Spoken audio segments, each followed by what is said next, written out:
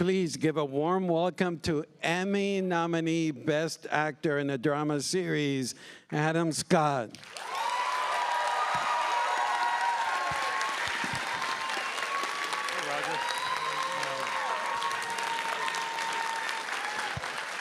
Oh, thank you. Thank you. Thanks. Welcome, welcome. Oh, thanks. Thanks, Roger. Thanks, everybody. I love this ending so much. It's got to be one of the most classic endings of a TV show, of a season. What is it about the running? I mean, you started the season, I know. the season 2 running, and then all of a sudden you're running. Is there some deeper meaning to the running? I ran so much this season. It's like, just that, you know, at the beginning of the season where I run and it's that long sequence, just that we shot over 7 months. And just like whenever we would get time or they would schedule it, we would go and shoot another little bit of it, or another part of the hallway, or me on a treadmill. And I was like fastened. I had like a line, you know, connected to my back in case I fell on the treadmill. I would just float in green screen, and then me with this robotic arm following. It was all these different, really cool pieces all pasted together into that sequence, but it took a while. So we had our own little wrap party just for that sequence, like 7 months in. But yeah, I always knew when someone would come and ask me which my favorite Gatorade flavor was, I knew there was more running coming the next day. But did the powers that be, the Lumen Ben Stiller powers that be, explain to you what the deeper meaning of you just running? Well, I think there's a practical purpose for it. I think that what this place sort of does to a person, and the shocking information that Mark had just found out at the beginning of this season, he needed to go find Miss Casey / Gemma, and he was running to her. And here, at the end, I mean, I guess it could be interpreted a variety of different ways, but Mark and Heli are just going. And the moment where you choose between Heli and Gemma, it feels so fresh. And the three of you, the shock, the revelation, was it always planned that you were going to choose Heli and run the other way? Yeah, it was the end point of the season all along. When the season sort of mapped out, it was always going to end there. As far as I remember, for a while, it was maybe going to end right before Mark makes the decision, and that's where but that just seems sort of mean to the audience, but also it just didn't feel right. So this was less of a cliffhanger than that would have been, but that seemed a little like gratuitous of a cliffhanger. But yeah, it was always Heli. And did Gemma, the banging left, she always knew that you were going to go the other direction, and she was going to keep banging at that door.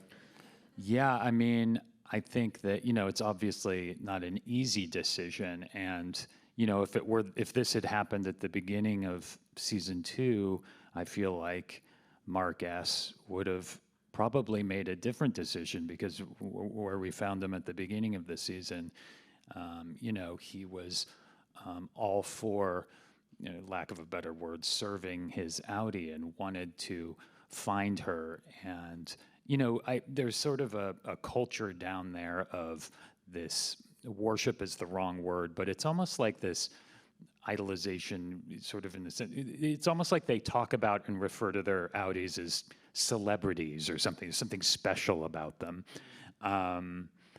But, you know, there's at a certain point in the season, Innie Mark and Audi Mark, their interests started to diverge a bit, and they were kind of set on a collision course of sorts. So I think that the decision he makes at the end is a decision for himself rather than for his Audi. Correct. I'm in awe of your acting in the show because of the subtlety between the Innie and the Audi. We're used to seeing films where you have one actor playing two characters where, they decide that the other character has a limp or a stutter and a very prominent difference between the two of them. Yeah, I want a hat for one of them, like something like that. Instead, when it comes to your approach to the Innie and the Audi, is super subtle. It's like a little physical nuance. Oh, thank you very much. Deserved. Thank you. How hard is it for you to delineate the two differences? Well, from the beginning, it was important because the first place my mind went when I got the job was sort of what you were saying, like, okay, what do we, you can get really actory about it and come up with these vast differences, but it ended up being really important to me and to Ben and to Dan Erickson, the creator of the show, for Innie Mark and Audi Mark to feel like the same guy, because they're the same guy. They're just like different sections of the same guy, or halves almost.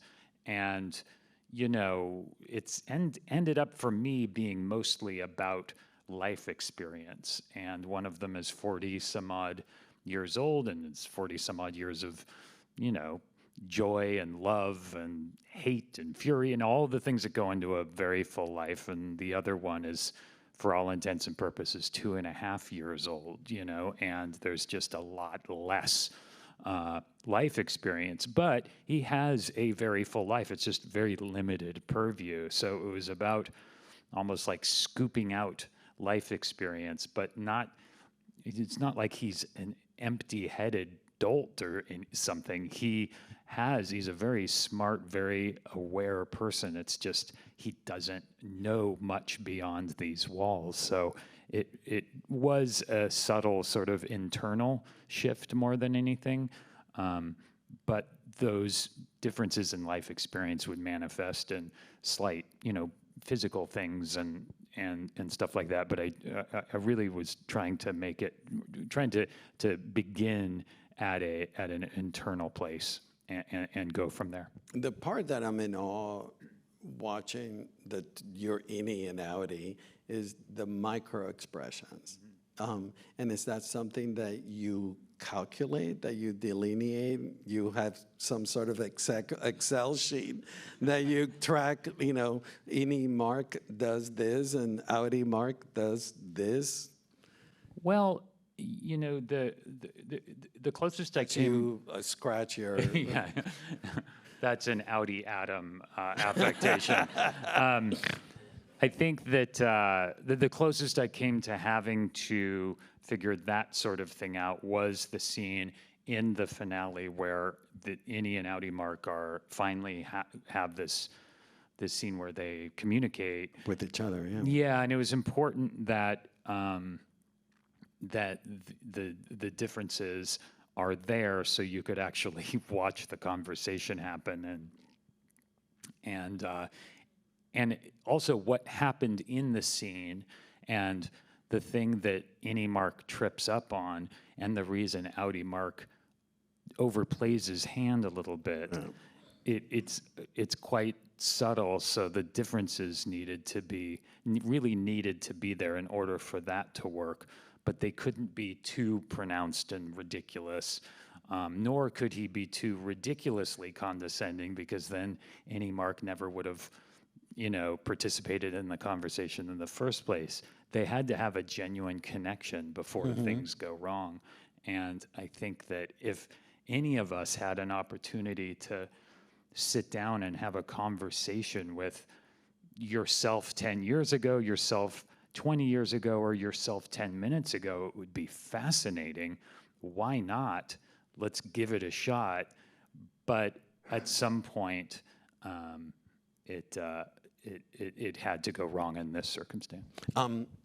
but I'm glad you brought up that scene, because I wanted to ask you about, like, you know, in acting, you have two actors talking to one another, and you have an action, you have a reaction, and you're acting with a version of yourself. You know, how difficult was it for you to handle that? The fact that you're reacting to yourself, you know, playing back to you. Yeah, at first it was a bummer because on this show I'm the most spoiled actor in the world, because I get, no matter what the scene is, I'm going to be working with Christopher John Walken. Turturro, Christopher Walken, Britt Lauer, Tremel Tillman, Zach Cherry, Jen Tulloch, Michael Chernis. Yeah, Gwendolyn Christie. I mean, it is an insane, Patricia Arquette. I mean, come on. So then, yeah, I know. So then, you know, I have a scene with myself, and it's just going to be, because, you know, right, it's like a step down. But because, you know, when you're working with this incredible group of people, no matter who it is, you do a certain amount of work knowing that the other half of what's going to happen is coming from the other part of this, the other half of the room, right? And so there's a certain amount of preparation you do, and then there's a certain amount of taking your hands off the steering wheel, because there's going to be that other person there, and that's going to dictate really where it goes. And then whatever happens between you is kind of the magic of what happens. So here it was, you know, we had to sort of orchestrate it out a bit more, and so there was that spontaneity was different. I don't think it wasn't there, but it was different. We tried to leave enough of it to be left to kind of a game time, a game time decision to Ben and I, when we were, because I recorded all of the pieces on my phone in my apartment, so we had something to work with there. But we also wanted it to feel free to shift and change as we were shooting it as well. And the moment you referred to in that exchange where he uses the wrong name for Heli, and the slightly condescending aspect that is almost like a father talking to, you know, a spoiled child, you know, was that a discovery to you playing the Innie Mark? Well, that was always going to be the moment that he overplays his. I mean, the scene was changing a lot. Dan was doing a lot of different versions. You know, it was a tough nut to crack, because that's the kind of scene that could, for a variety of reasons, sort of. That's why I was afraid of the scene, and it was always like this thing at the end of the season that I was gonna have to do, and I was sort of dreading it for the months and months of shooting, because it's the kind of thing that could really, like, it could get corny, it could turn it, you know, it could be go wrong in a variety of different ways. And Dan really wrote it beautifully, and it took a lot of time to really get in there and find all of the right moves to get it just so. And then Ben, I'm so lucky that he was directing, because I could just depend on him completely, so I wouldn't have to worry about, you know, if you're an actor, there's always like a critic or director in your head kind of watching yourself and criticizing yourself. And with Ben, he's someone I can just trust completely, and I don't have to do any of that, because I can depend on him and his taste. Mm-hmm.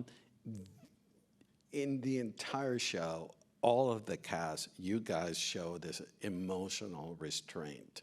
You know, can you tell us about how is that for you? Is it challenging, the fact that you restrain your emotions?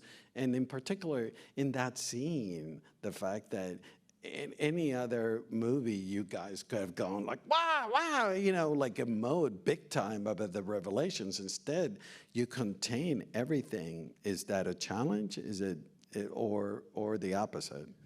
Yeah, that's really interesting. I guess that what it is when we were shooting it, it kind of felt like we wanted it to feel like how it would actually feel to be in this circumstance. And I think that really pushing it to a big, you know, a big place sort of started. I'm sure we had takes where we were doing that. We did everything. We tried to give Ben and Jeff, our editor, as many options as possible. But I think that at the end of the day, the things that felt the most real were, and the most interesting were when it felt as much like a real conversation as possible.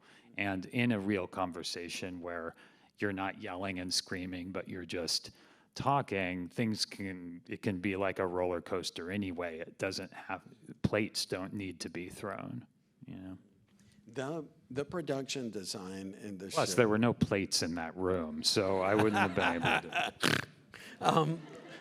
The production design in the show is unbelievable, and I'm just wondering how, as an actor, the fact that, I mean, there's things that you must not know, not see, because you were not aware of the cinematography and the editing afterwards. But, you know, the sets, you guys are always like boxed in, contained, you know, or in the bottom of the frame to the edges. How much of that affect you, the set itself?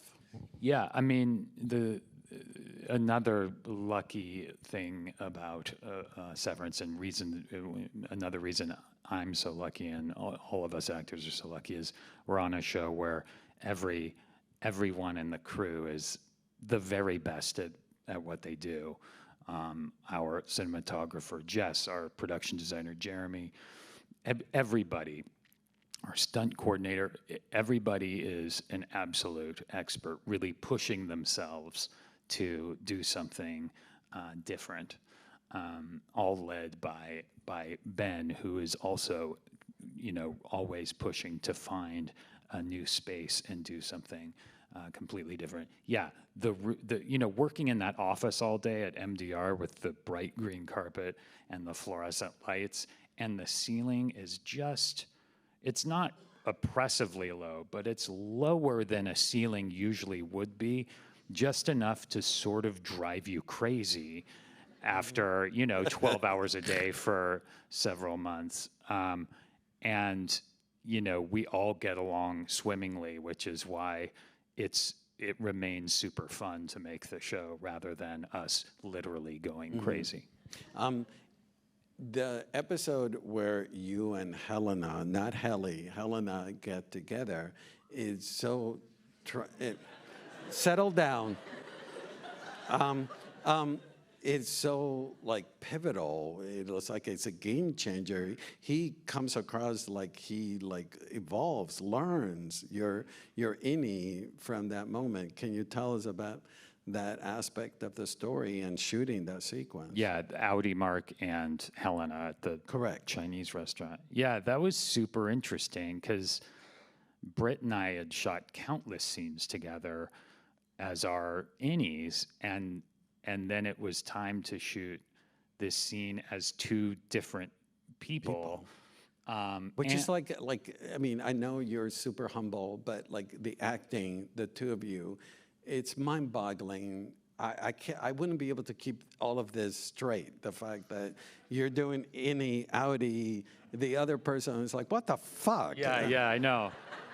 That's what was so fun about it, was because... Oh, you find it fun. I Yeah. was going Because I'm doing a scene with Helena, and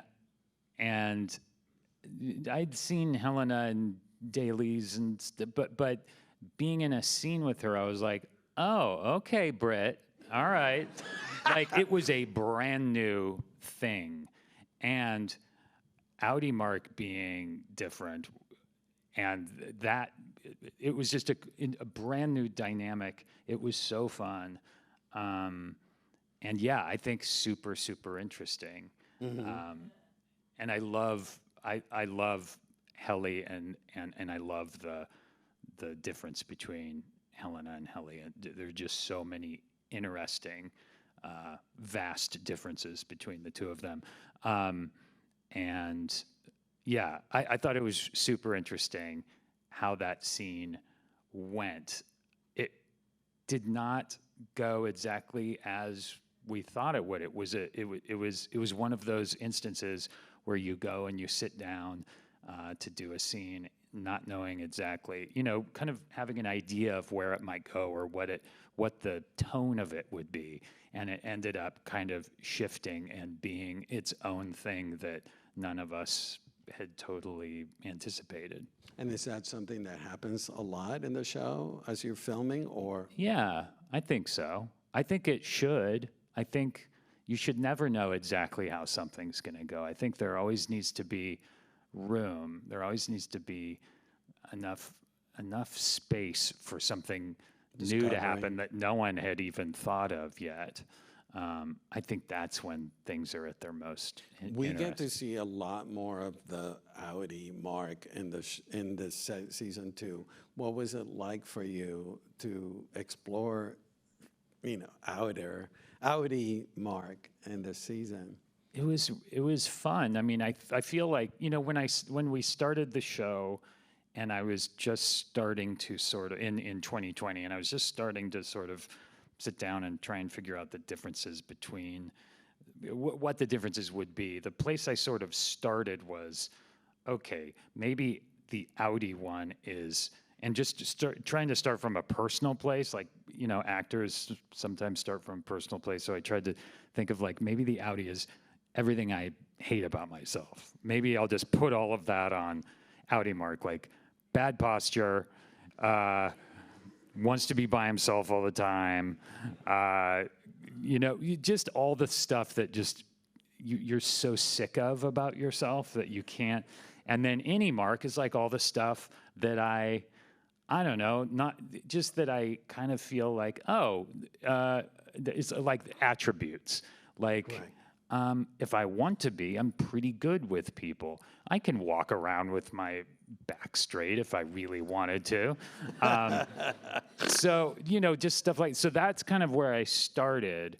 And because of that, I always felt like Audi Mark is a little bit more like me, because I always feel like the things that annoy me about myself end up being dominant. And this is not a therapy It really session. is.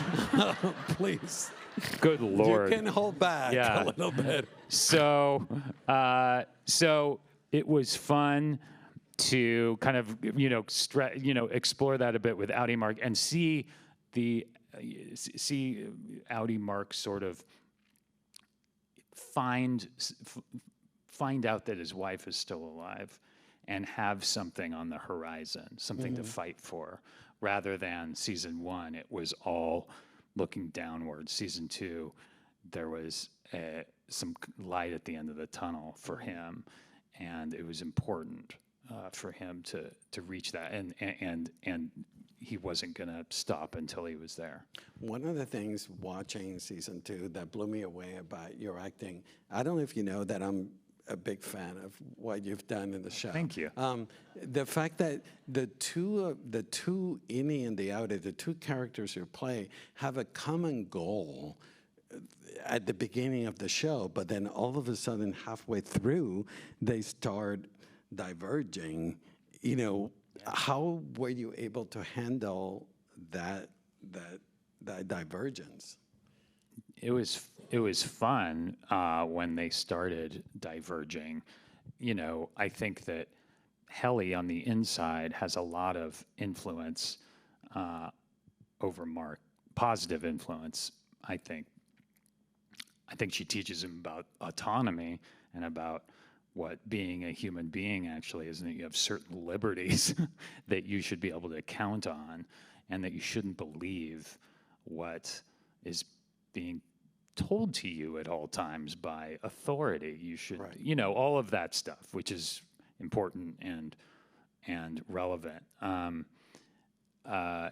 Yeah, so his interests naturally would start to diverge from just wanting to satisfy and serve his Audi. And so once that split happened, it got really, really fun to play because it was such a turn. And it's the kind of turn where you're not sure if it's ever going to be the same again after, because once, it's not like you can get rid of information you learn. So Innie Mark, as he gathered information, started permanently changing. Oh. Super geeky question. In episode 7, when you have the flashbacks with Gemma, it is shot in 35 millimeter. You're the producer of the show. Why was that choice made? I'm just curious. Yeah. Well, Jessica Lee Gagne, our cinematographer, directed that episode beautifully, by the way. Did such an incredible job. And she wanted to shoot on film.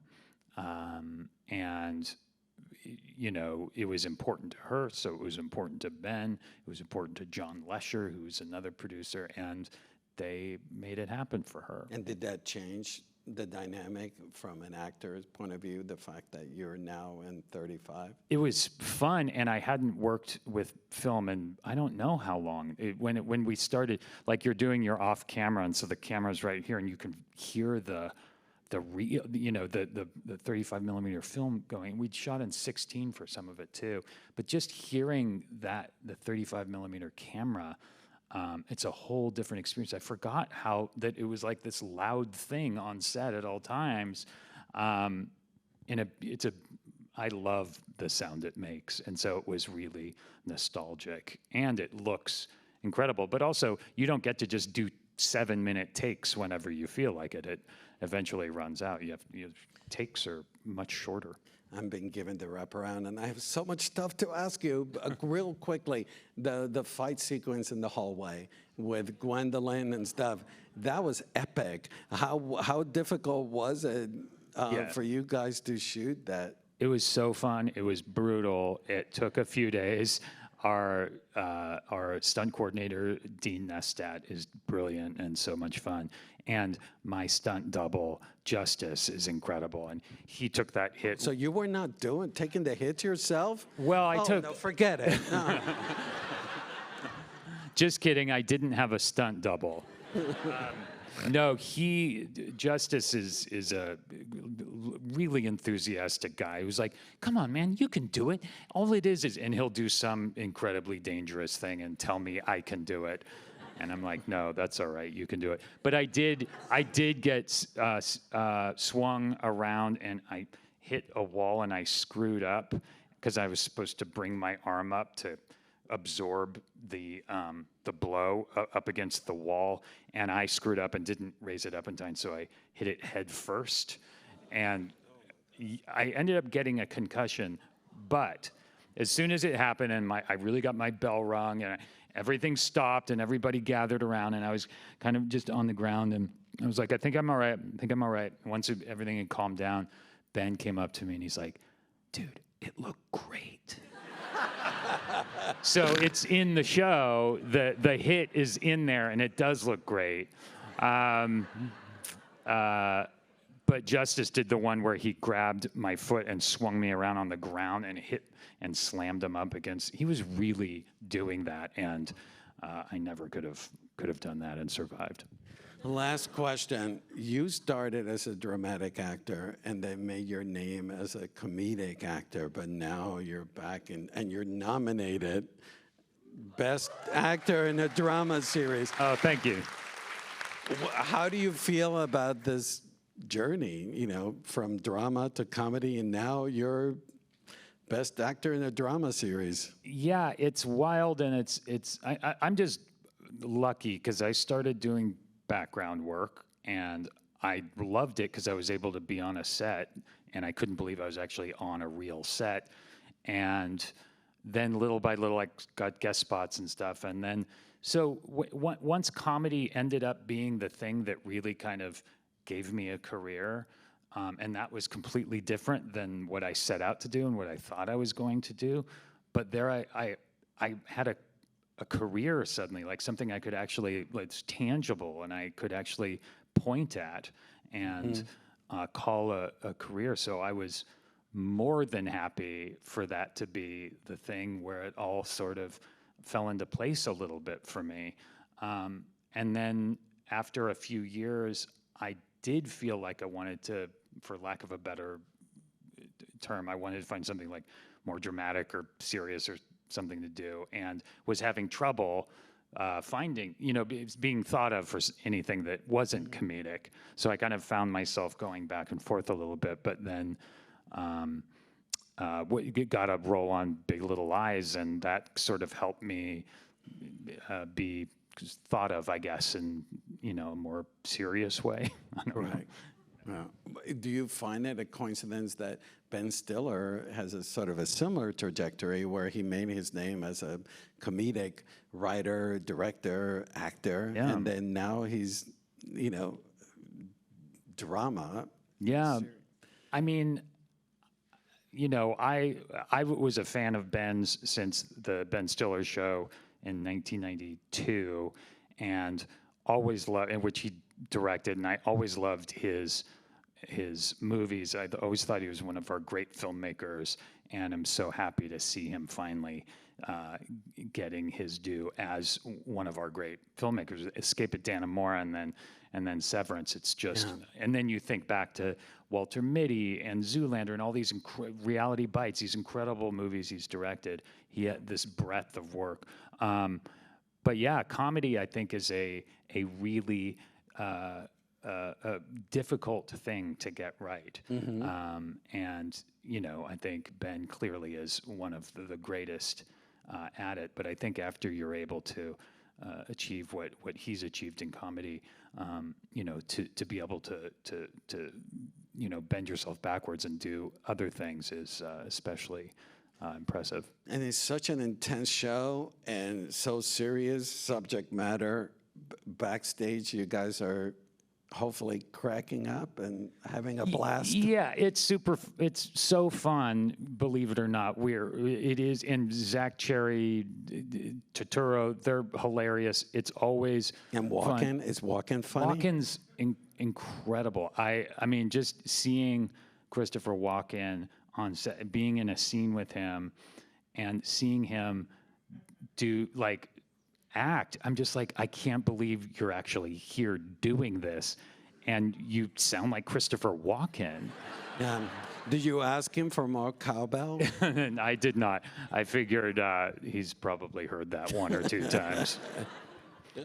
Well, an amazing, we're rooting for you, man. Oh, thank you. Thanks. So well-deserved. Emmy nominee, Best Actor in a Drama Series. You. Thank you for being here. Thanks. Yeah.